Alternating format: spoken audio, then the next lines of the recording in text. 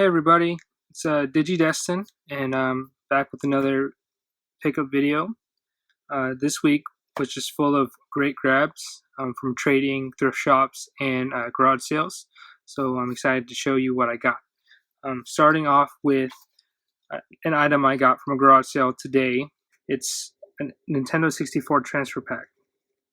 And what this allowed you to do is play certain Game Boy cartridges with certain Nintendo 64 cartridges. So that's very cool. It's about the only thing I found out of about 20 vendors. I posted these on my Instagram earlier this week, but I have two soundtracks that I got in from a trade. I traded a copy of Rock and Roll Racing on Super Nintendo for these. This is Killer Cuts, which is the soundtrack for Killer Instinct on Super Nintendo, and this is sealed here. It's very cool. And then I have the Donkey Kong 64 soundtrack, also sealed.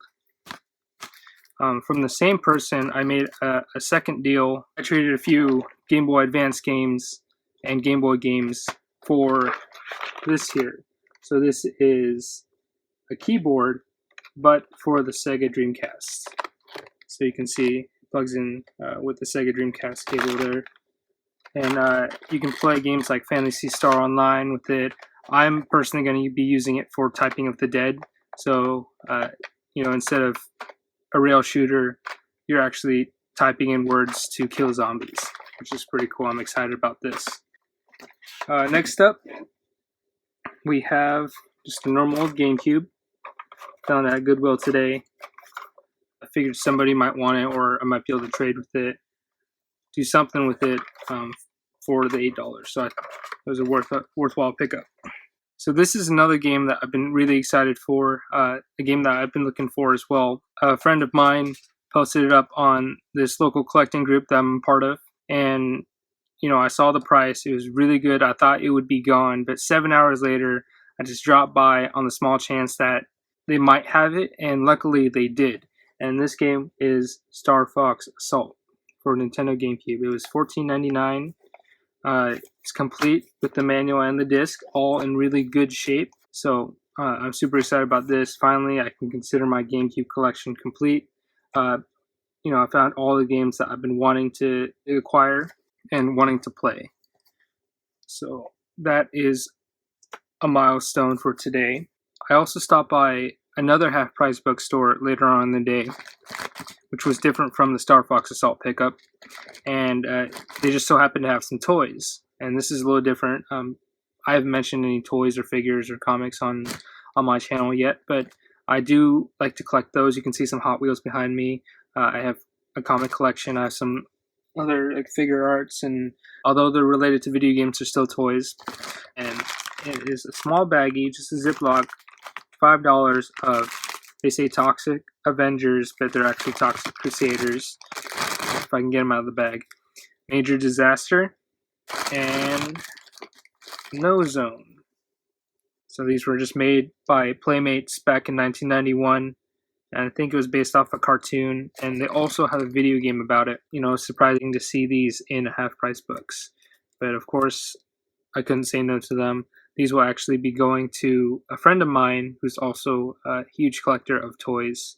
So these will be a nice addition to his collection. Another trade I did today was one of the reasons for going down to Seattle, which is about a half-hour drive for me, was I met up with another collector within the state to trade my copy of Fire Emblem Fates, the special edition, for some repros.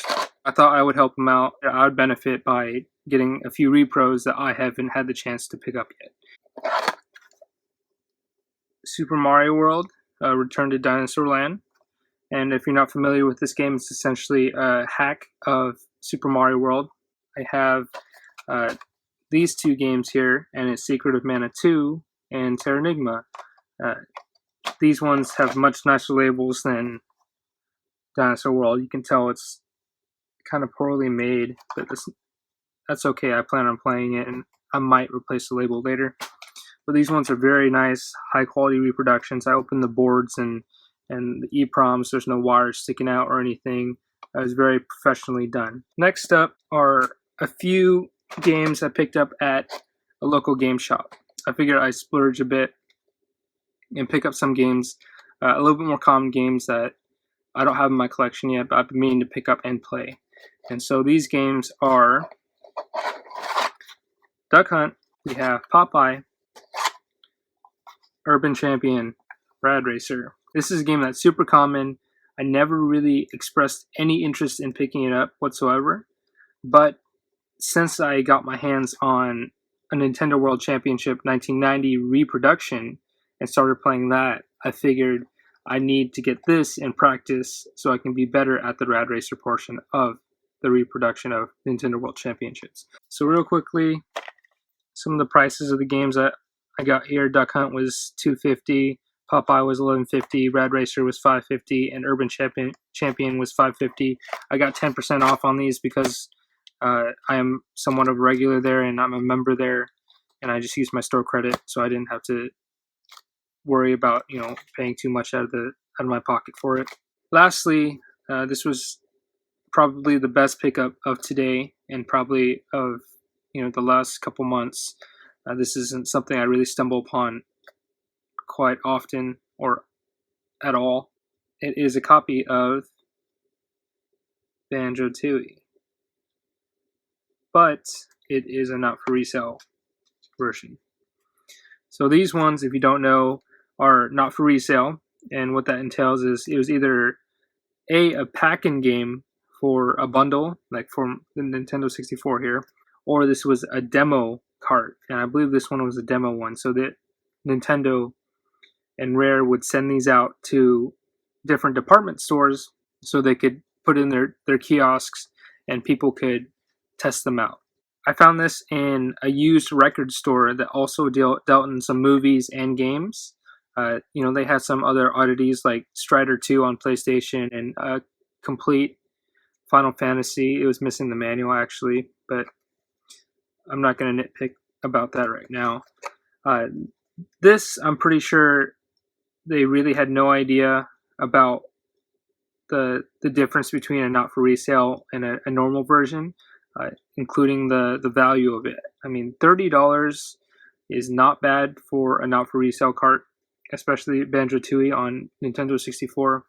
That store was probably pricing this game at what they thought was the retail version price or the value. All right, and those were my pickups for this week. There's a lot more than I'm used to, but I'm really glad at what I picked up. I'm going to be keeping most of it. If you did like this video, please like, comment, and subscribe. And check out some of my other videos. I got playthroughs, have tips, and other pickup videos. So please tune in. See you on the next one. I'll cut it out. Don't worry.